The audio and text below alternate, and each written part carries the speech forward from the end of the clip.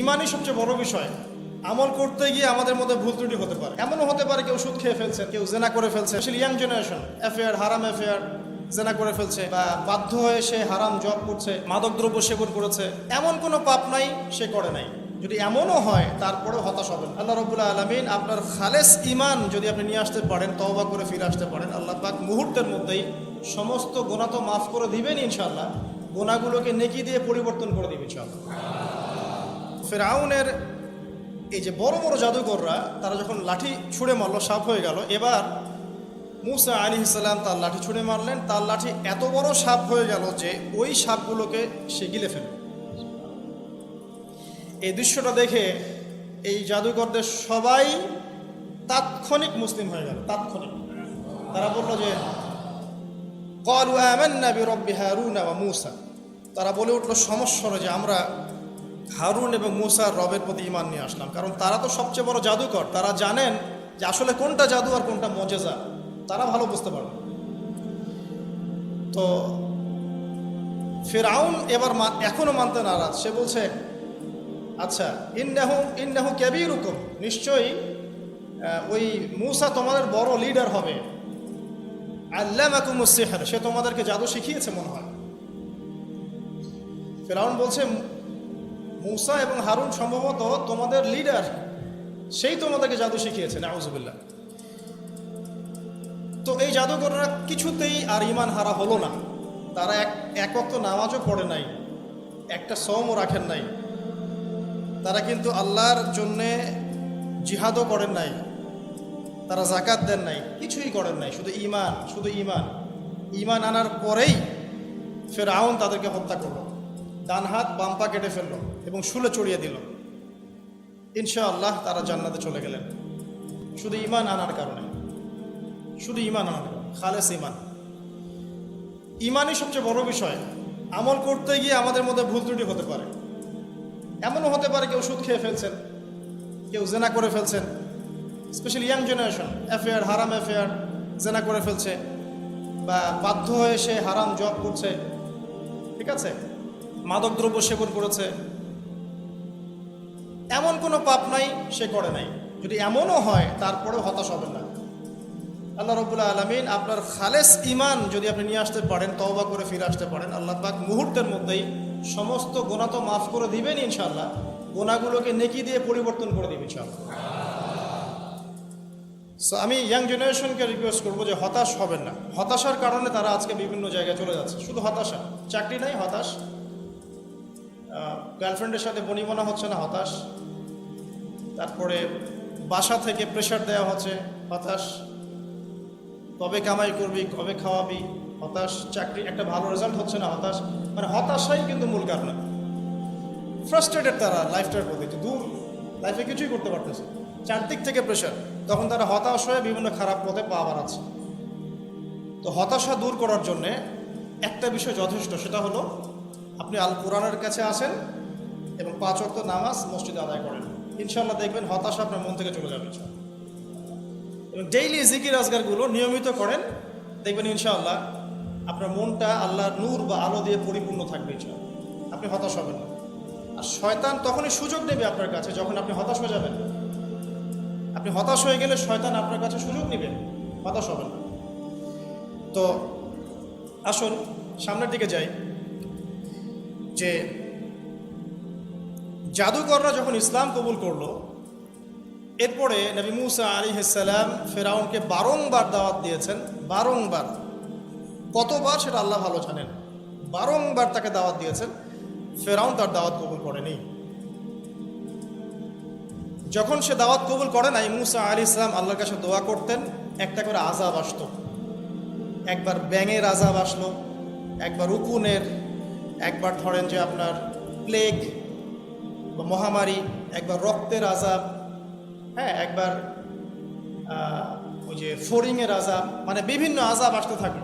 যখনই কোনো আযাব আসে তখন ফিরআউন বলে যে হে মূসা, তুমি তোমার রবের কাছে দোয়া করো, যদি আযাব উঠিয়ে নেওয়া হয় আমরা মুমিন হয়ে যাব আর বনু ইসরায়েলকে ছেড়ে দিব। বনু ইসরায়েল কারা? যাদেরকে ফিরআউন দাস বানিয়ে রেখেছে। এই বনু ইসরায়েলদের সাথে ইউসুফ আলাইহিস সালামের সম্পর্ক আছে। ইয়াকুব আলাইহিস সালামের সম্পর্ক আছে, ঘুরে ফিরে ইব্রাহিম আলাইহিস সালামের সন্তান ইসহাক আলাইহিস সালামের ট্রাইবের সাথে মিলে যাবে। ঠিক আছে, যারা প্রথমে থাকতেন প্যালেস্টাইনে, সেখান থেকে এই যে মিশরে চলে আসলেন, পরে তাদের হিস্ট্রি কী হলো আমরা সামনে জানবো ইনশাআল্লাহ। যখনই কোনো আযাব আসে তখন ফেরাউন মূসা আলাইহিস সালামকে বলে, তুমি জাস্ট দোয়া করো আল্লাহর কাছে, আল্লাহ যেন আযাব উঠিয়ে নেয়, আমরা মুমিন হয়ে যাবো ইনশাআল্লাহ। কিন্তু যখনই মূসা আলাইহিস সালাম দোয়া করেন, আযাব উঠে যায়, ফেরাউন আবার সীমা লঙ্ঘন করা শুরু করে।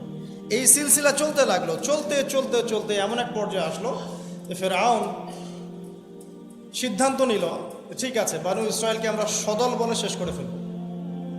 কিভাবে? পরিকল্পনা করা হলো, ঠিক আছে, বানু ইসরায়েলকে আমরা ছেড়ে দেই, মূসা তাকে নিয়ে যাক, যখন তারা লোহিত সাগরে পৌঁছাবে আমরা পিছন দিক থেকে ধাওয়া করে ওদেরকে পিছিয়ে ফেলব। এই ঘটনা আপনারা সবাই জানেন, কিন্তু এর পরে যা হতে যাচ্ছে এটা সবাই হয়তো জানি না। এবার আসেন, মূসা আলাইহিস সালাম বানু ইসরায়েলকে নিয়ে যাচ্ছেন, সামনে লোহিত সাগর, পিছনে ফেরাউনের বাহিনী ধাওয়া করছে। উদ্দেশ্য মূসা এবং বানু ইসরায়েল সবাইকে একসাথে শেষ করে ফেলা। আর বলে রাখি যে ফেরাউনের কাছে ছিল তৎকালীন সময়কার সবচেয়ে সেরা সেনাবাহিনী, সুপার পাওয়ার, এখনকার ওই যে ন্যাটো, রাশিয়া, চায়নার মতো আর। তো আল্লাহ রাব্বুল আলামিনও পরিকল্পনা করেছেন এখানে কোনো একটা। মূসা আলাইহিস সালামের কওমের মানুষরা, কিছু কিছু মানুষ বলা শুরু করলো, ইয়া মূসা ইন্না লামুদরাকুন, হে মূসা আমরা তো ধরা পড়ে গেলাম, সামনে লোহিত সাগর, পিছনে ফেরাউন। মূসা আলাইহিস সালাম এইরকম অবস্থাতেও বলছেন, কাল্লা, কখনো না, কশ্চিনকালেও না, ইন্না রাব্বি মাইয়া সায়াহদিন, আমার সাথে আমার রব আছেন, তিনি আমাকে পথ দেখান। চিন্তা করতে পারেন, এই কথা কিন্তু আমাদের নবী একদিন বলেছিলেন, যখন আবু বকর সিদ্দিক রাদিয়াল্লাহু আনহুর সাথে তিনি গারে সাউরে আটকা পড়েছেন, আত্মগোপন করেছেন, এখন কাফেররা চারপাশ থেকে ঘিরে ফেলেছে। তখন আবু বকর রাদিয়াল্লাহু আনহু কি বলছিলেন? ইয়া রাসূলুল্লাহ, তারা তো আমাদেরকে দেখে ফেলবে, নিচে তাকাইলেই দেখে ফেলবে। রাসূল সাল্লাল্লাহু আলাইহি ওয়াসাল্লাম বলছেন, কখনো না, কখনো না, লা তাহজান, তুমি দুশ্চিন্তা করো না, ইন্নাল্লাহা মা'ানা, আল্লাহ আমাদের সাথে আছে। এগুলো কিন্তু চারটাখানি কথা না। যখন আপনি বিপদে পড়ে একনিষ্ঠভাবে আল্লাহর প্রতি তাওয়াক্কুল করে খালি বলবেন যে হাসবি আল্লাহ ওয়া নি'মাল ওয়াকিল, আল্লাহই আমার জন্য যথেষ্ট, তিনি উত্তম কর্মবিধায়ক, আল্লাহ পাকের দায়িত্ব হয়ে যাবে আপনাকে সাহায্য করা ইনশাআল্লাহ। কোনো টেনশন করবেন না।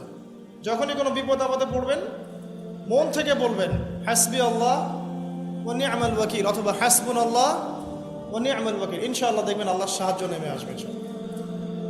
তো মূসা আলাইহিস সালাম এই কথা বললেন, বলা মাত্রই কি হলো?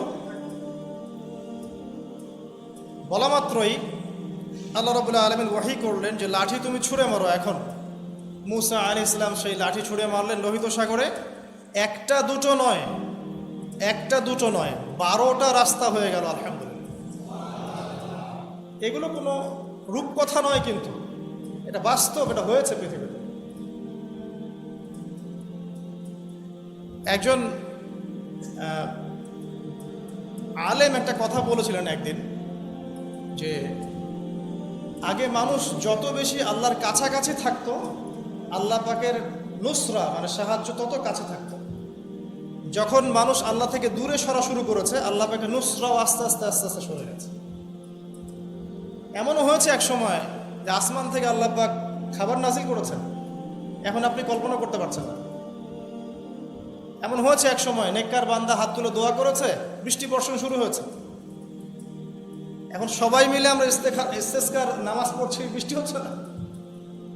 আমাদের মন থেকে আল্লাহ পাক যত দূরে চলে গিয়েছেন, আল্লাহ পাকের নুসরা সাহায্য যে গায়েবী মাদাত, এটাও দূরে চলে যাচ্ছে। মূসা আলাইহিস সালাম এই কথা বললেন, বলা মাত্রই কি হলো? বলা মাত্রই আল্লাহ রাব্বুল আলামিন ওহী করলেন যে লাঠি তুমি ছুঁড়ে মারো। এখন মূসা আলাইহিস সালাম সেই লাঠি ছুঁড়ে মারলেন লোহিত সাগরে। একটা দুটো নয়, একটা দুটো নয়, 12টা রাস্তা হয়ে গেল। আলহামদুলিল্লাহ। এগুলো কোনো রূপকথা নয়, কিন্তু এটা বাস্তব, এটা হয়েছে পৃথিবীতে। একজন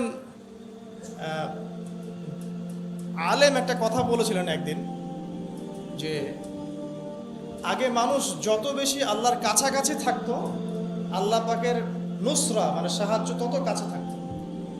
যখন মানুষ আল্লাহ থেকে দূরে সরা শুরু করেছে, আল্লাহ পাকের নুসরাও আস্তে আস্তে আস্তে আস্তে সরে গেছে। এমনও হয়েছে এক সময় যে আসমান থেকে আল্লাহ পাক খাবার নাজিল করেছেন, এখন আপনি কল্পনা করতে পারছেন না। এমন হয়েছে এক সময় নেককার বান্দা হাত তুলে দোয়া করেছে, বৃষ্টি বর্ষণ শুরু হয়েছে। এখন সবাই মিলে আমরা ইস্তেসকার নামাজ পড়ছি, বৃষ্টি হচ্ছে না।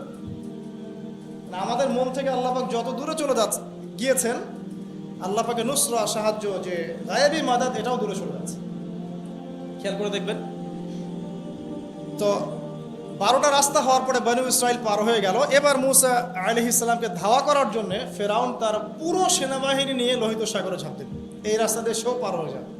এই ঘটনা আপনারা সবাই জানেন। এরপর আল্লাহ রাব্বুল আলামিন এক মুহূর্তের মধ্যে, মানে 1 সেকেন্ডেরও কম সময়ের মধ্যে এই ফেরাউন এবং তার দলবলকে এই পানিতে ডুবিয়ে দিলেন। 1 সেকেন্ডেরও কম সময়ের মধ্যে, মুহূর্তের মধ্যে।